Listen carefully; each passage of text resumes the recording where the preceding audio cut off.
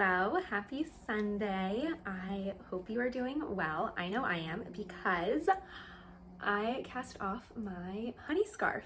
I cast it off a few days ago and blocked it, and I just took it off the blocking mats. I want to say, was it like 2 or 3 days ago now? Woven the ends. I haven't worn it yet, but I think I will today. Here it is, and I match it. That was not intentional. This is like a store-bought sweater. I thought it could be fun to kind of spend like the next 30 minutes just chatting through my thoughts on the pattern, on my finished object, my honey scarf, anything like that, in case you are interested in knitting it, or you are interested in knitting your first cabled pattern.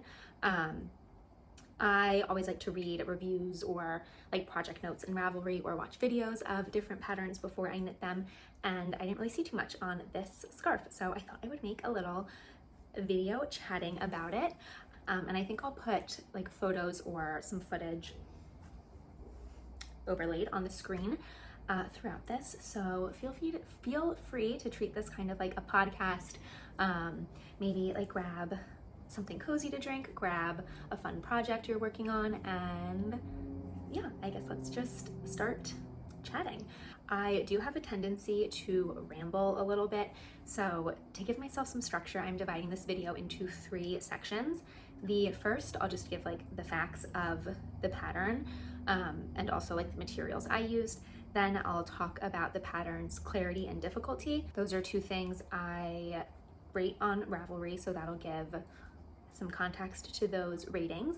And then I think I'll end by talking about my thoughts on my finished object, like the process, anything that went well, that was frustrating that you should keep in mind if you're gonna knit it, so on and so forth, like if I would recommend the pattern, basically. Quickly, before I get started, I do want to say I would consider myself a beginner knitter, but keep that in mind. All of my kind of thoughts are coming from a beginner's perspective. And this was also my first time knitting cables and reading or following a charted pattern. Keep that in mind as I talk, as you listen. And okay, let's start with the facts. So as I said, this is the honey scarf by Brianna Mason Woolbird Knits on Ravelry. It is just a triangle scarf. It is worked flat. You cast on at one end, knit down, do some increasing throughout, you get to kind of the halfway point, and then you do decreasing to the other end. I think it's a pretty standard triangle scarf construction. There's an I-cord edge all around the scarf that you knit while knitting the scarf. It's not like attached on after, and it has these really beautiful cable pattern throughout. There are cables, these kind of like little pearl bumpy things, and then these ribbed sections, which I think just creates such a gorgeous texture that I really like. I think it's really visually interesting, but not overwhelming, which I really enjoy. So this pattern was published in August of 2025, this past August. The pattern costs $6 on Ravelry, which I think is a pretty fair price. The pattern calls for 225 yards of yarn, fingering weight held together with lace weight to create a DK weight yarn.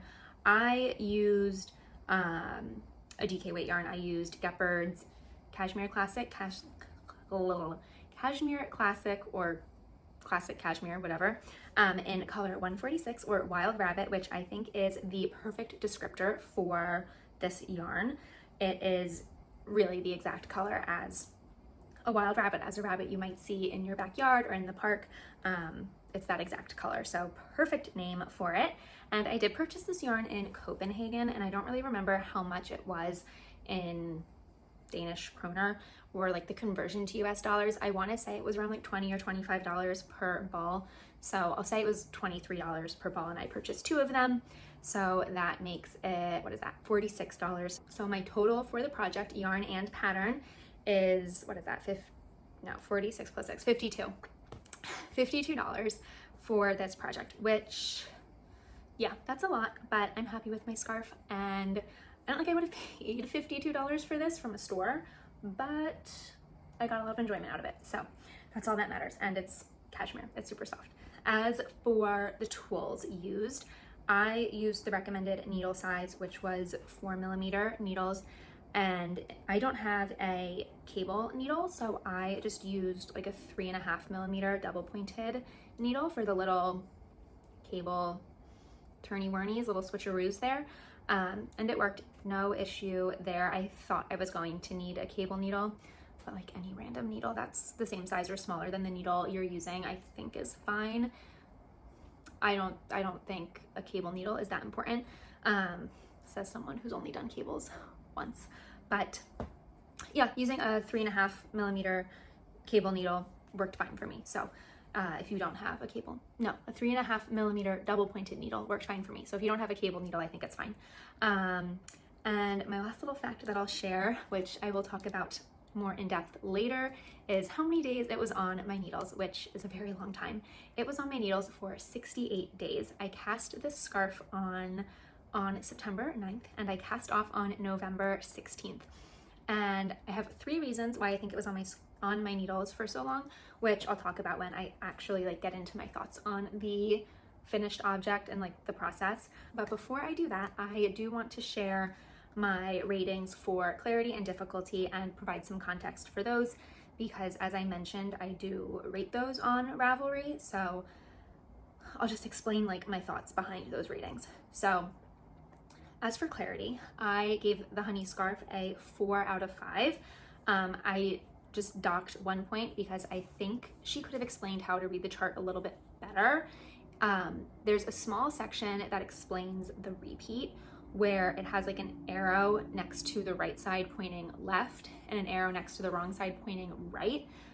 But I had never read a chart before and I kind of like glossed over that. I didn't really get what that meant or what those arrows were for. Like, I don't know, it didn't make sense. So I kind of ignored those arrows and they weren't really explained. Later on in the pattern, when it says like cast on X number of stitches, it also says that each chart is read from bottom to top, beginning with row 1 from left to right. I took that to mean, okay, I start with row 1, I go left to right. I move up to row 2, I go left to right. I move up to row 3, go left to right. Turning, right, I knew like the right side was even numbers, the wrong side was odd numbers. So I understood like turning it, but I was going left to right every time. And it wasn't turning out. It was ugly. I would get halfway through the first chart, like 25 rows in, and I was frustrated. I'd rip it back out. I'd try again. I'd rip it back out. I thought it was something to do with like how I was knitting. I didn't think it was how I was reading the chart because I was following the left to right instruction that was written. So once I Googled it, I figured out how to actually read a chart, and I realized you start with number 1 on the bottom left, you go left to right, then you go up, start at the end, kind of where you just ended, and go right to left, and then up, left to right, up, right to left. I think that one sentence saying when you get to the end of like the left to right row, go up and then read the next row right to left. So even numbers are read left to right, odd numbers are read left to right, even numbers are read right to left. That one extra sentence that was missing would have been so helpful for me and saved me about a week of frustration. That is why I docked 1 point for clarity, because this one sentence that I think to me is like pretty crucial was missing. And she does state that like experience reading a chart is helpful, but I think she kind of explained how to read a chart. She just could have added 1 more sentence. So if you have never read a chart before, that is how you read it. At least I think that's how you read it. That's how I read it, and I ended up with the scarf. So kind of like snaking a zigzag through the chart bottom to top. And this also isn't a clarity thing, so I didn't include it in like my points rating, but I think something that would have been helpful that I ended up doing for myself is having the key on every chart. So the pattern comes in, technically I guess 7 charts. There's one giant chart for the entire scarf. The entire thing is in one chart. And then there are 6 charts kind of like broken up into more bite-sized and manageable sections. So like that much and then to here. So that was really helpful, and that is what I used to knit. I used those 6 broken down charts. The only thing that was frustrating was that the key was only on the first chart. So if I was on chart 3 and I had the key pretty much memorized, but there were a few moments where I was like, ooh, I think I want to make sure I remember like I'm doing it right. Especially on the wrong side, I would get like, my brain would get a little jumbled. So I sometimes just wanted to make sure I was reading the chart correctly, or remembering the repeat correctly. And the key, I'd have to go back to find the first chart either in my pile of papers, or if I only had the third chart with me, I was then going on to Ravelry, finding the pattern, downloading it, looking for the key, yada, yada, yada. You get the gist. So not really a clarity thing, but I think something that could be helpful. I ended up on all of my printed out charts, kind of like hand drawing the key, making notes for myself, which I think would be really helpful for beginner knitters or people who are doing this as a first cable knit or charted pattern. Having the key on every chart would be helpful. So that's, I guess, more of like a piece of feedback rather than a clarity thing, but that's also, if you are planning on knitting this, something you can do yourself, not a problem. Yeah, so 4 out of 5 on clarity. I think pretty clear once I figured out how to read the chart, and I wrote the key on every page. Super clear, super easy, kind of like smooth sailing from then on out. Difficulty, I would rate this a 2.5 out of 5. I think with a lot of patterns or like learning something new, it's a lot harder in the beginning, but as you continue going, it becomes easier. So in the beginning, the first chart and a half, I would say I was at a level like 3.5 in terms of difficulty. But by the time I got to the end of the pattern, I would say my difficulty rating was like a 1.5, maybe a 2. So I am going to kind of average those out and end with a 2.5 out of 5 difficulty. I would say this project, this scarf, was pretty easy to follow and it was manageable. It wasn't, I never felt like overwhelmed. But I would say that there were moments where I had to give it more attention and more focus, especially in the beginning. And then by the end, I could have a conversation while knitting this and it like went well. That's not to say there aren't little mistakes when I wasn't paying as much attention, but that's okay. It doesn't bother me too much. Obviously, if you are someone who has knit cables before, I think you'd probably rate this like a level 1 or 1.5 in terms of difficulty. I really think this would fly off your needles. But for me as a beginner and first time cable knitter, I would put this at like a 2.5. I think that's it in terms of like those two things. So now I want to just talk about my thoughts on my honey scarf, on my finished object here. I will say that I made one, I wouldn't say it's a modification, but I decided to knit the I-cord on both ends on the right side and slip both ends on the wrong side. The pattern has you doing something a little different. There don't seem to be any problems with doing that, doing what I did. That's just what I prefer, and it made it easier for me to memorize the chart and like the pattern repeat.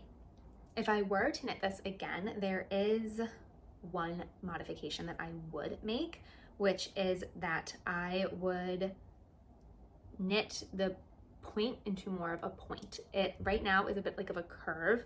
It has you knitting flat or like straight across for a few rows. And I kind of just wanted to come to a bit more of like a point at the end. So I think that would be a pretty easy modification to figure out. And if I were to knit this again, that is one modification I absolutely would do. So if you are knitting this and you want it to be more of a point at the midsection, definitely pause before you get a few rows before the middle and like figure out how you would do that modification if the point is something that you want. As far as sizing goes, my honey scarf came out a little smaller than recommended. Mine is 33.5 inches long by 33 inches long by 9.5 inches wide. The pattern says the finished measurements should be about 38 inches by 11 inches. So I'm pretty off. I think my gauge is slightly off. I'm also a tight knitter, so that could be another issue. And I also think there's a very real possibility that I just missed a couple of rows in one of the charts, like on the front end, maybe the first or second chart, I missed a couple of rows.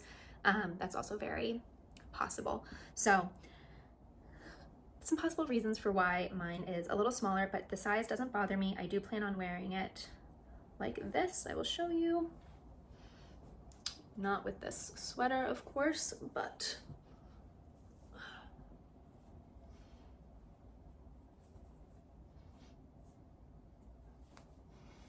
oh, there's some little ends I have to weave in some more or snip off. I plan on just wearing it. Let's do it like that, maybe. Something like that, right? Where you can see the cable, but it's like folded over and just tied in a little knot on the side. Not with this sweater, maybe like a nice crew neck sweater or something. So the size doesn't bother me. I don't want it to be like, you know, like this type of deal. Like I don't need to do that type of tying. So I'm happy with the size for how I intend to wear it. But just something to note, I did not do a gauge swatch, but if you do want the right size, obviously do a gauge swatch. Little accessories and scarves, I don't. It's okay, I'm just happy to have it off of my needles, which now leads me to, why was it on my needles for 68 days? A few reasons. I have 3 reasons as to why I think it was on my needles for 68 days. The first is the frustration in the beginning. I was learning how to knit cables, I was learning how to read a chart. I was just frustrated. I didn't know what I was doing. I think I wasted about an entire week trying to figure out how to read the chart. So I think that's one reason it took me so long. The second reason is because every time I did a little cable switcheroo, I would just sit there and admire it. And I was thinking, oh, I made this. I cannot believe I made this. I am incredible. I'm amazing. Let me take 400 pictures and videos and send them to, I was gonna say to everybody I know, but I sent them only to like my husband, only to Jake. So yeah, I was just amazed that I was knitting cables because I thought knitting cables was going to be something I would attempt maybe 5, 6, 7 years into knitting, not 2-ish years, 2.5 years. So that is the second reason. I was just like wildly proud of myself and just staring at it every other stitch basically. And then I think the third reason is that I learned something about myself, which is that I am not a person who enjoys knitting flat. I think I'm a basic in the round, honestly in the round stockinette type of girl. Knitting flat, the transition of knitting and then having to switch and kind of switch my thought process in my brain was really disruptive. I would knit a row, like I would do the right side, and I get to the end of it and I go, oh, I have to turn it now, I don't want to. And then I would put it down and go do something else. So I think the like transition between right side and wrong side was for some reason like difficult for me to accept. But eventually I did accept it because I worked on it a lot. And I will knit things flat. And again, I really like this scarf. It got me this beautiful cable pattern. So to get a cable scarf like this, I need to knit flat, I think. But yeah, I found that just turning the work took a lot out of me, and I just would pause a lot or put it down quite frequently. So I think those are the 3 reasons why it took me 68-ish days to knit this, which is wild. Also, I was learning. I don't think oh no, I did mention that that was part of my first reason. Like I was learning how to do some things, so like of course frustration was involved. But that's why I think it took me 68 days, which is quite some time. But I think if I were to knit this again, it would not take me nearly as long. I do think I would knit this again. I would definitely knit it again if I have like a friend or my sister really likes it and they want one. I would knit one for them. I was thinking I would like this in like a darker color, like a charcoaly gray could be really nice, because I feel like this color is like a little autumnal. It's not super wintry to me. I think I'd want like a darker wintry color, could be really nice. I also think this would be lovely as a shawl or a wrap, either taking this and just like expanding it so it's like a bunch of cables as like a big wrap. I was picturing myself in like a wrap shawly type thing of this in this pattern, like snuggled up by the fire with a hot chocolate, knitting or reading a book. That just felt like really like luxurious to me. So I could see myself knitting this again, most likely for someone else or as a wrap, or maybe I'll look for a knit cable knit wrap pattern that kind of is like a similar vibe. Support another designer. If you know of any patterns like that, please let me know. I think that's something I might want to knit in like January. I don't have much texture or color in my wardrobe. I'm not like a huge color wearer. I'd like to wear more color, but I'm a bit hesitant. I think adding a texture to my wardrobe is really nice though, and this is like the first real like textured knit item that I own. So I am thrilled to have more texture in there. So yeah, I think like a big knit textured wrap like with cable knits would be a really welcome addition to my closet. Lastly is, would I recommend this pattern? Would I recommend the honey scarf, and who would I recommend it to? Absolutely, I would recommend it. I would recommend it to basically everyone. I think it is such a great first cables project. I wouldn't do it as like your first or second project, but maybe like a third or fourth project. I would not be intimidated by this. I think it is actually great for a beginner, and I'm really happy this was my first cable knit project because it's small, right? First of all, it's not big, so you're not doing like a bunch of cables all over. It's not that big of a project, so it's not like super tedious. Repetition, there's a ton of repetition. You're just constantly doing cables. There are so many little cable switcheroos, turny-whirny things, I don't know what you call them, in here.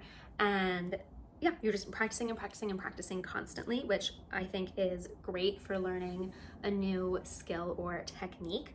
I think, yeah, do this as a third or fourth project, especially if you've knit like a triangle scarf, maybe like the Sophie scarf or another triangle scarf with an I-cord edge, and you've knit something with ribbing and you feel comfortable with knit and pearls, knitting and knit and purl stitches, you can absolutely make this. I would not shy away from it.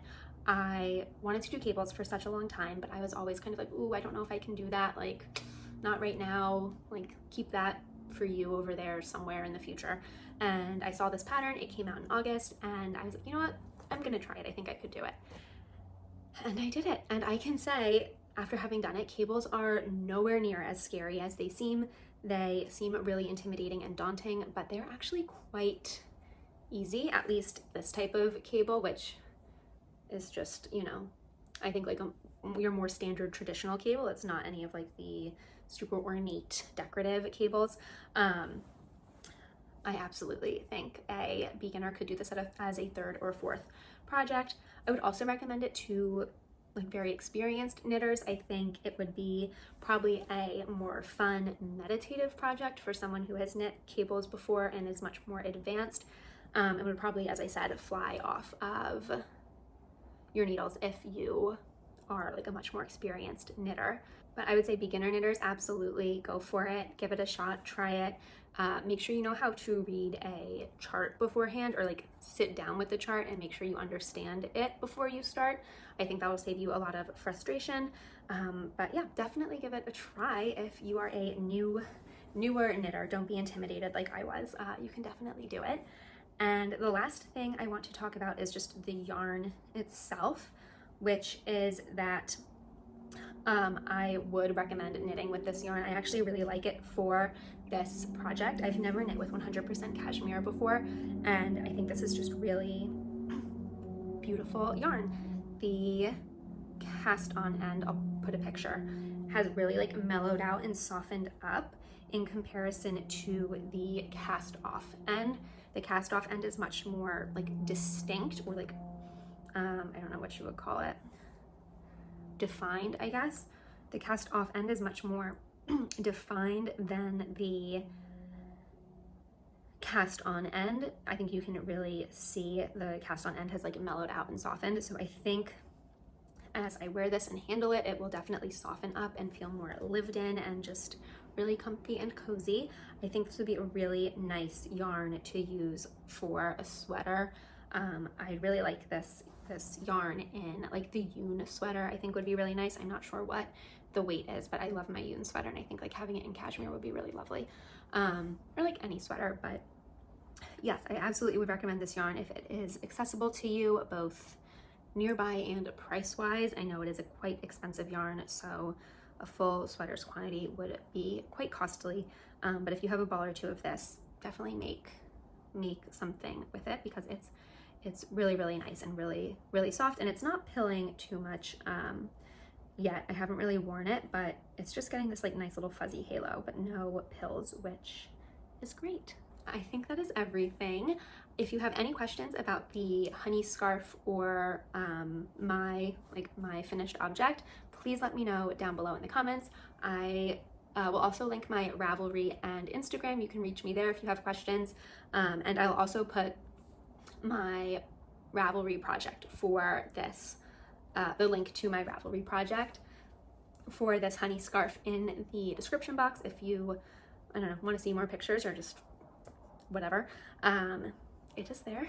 And yeah, I would love to know if you've knit this pattern before, if you're thinking about knitting it. It only has, I think, like I mentioned, 15 or so projects on Ravelry, which makes me sad because I think it is a really beautiful scarf, and I would love to see other people knit it. So that is my honey scarf. Thank you so much for watching, and I'll see you in my next one. Bye.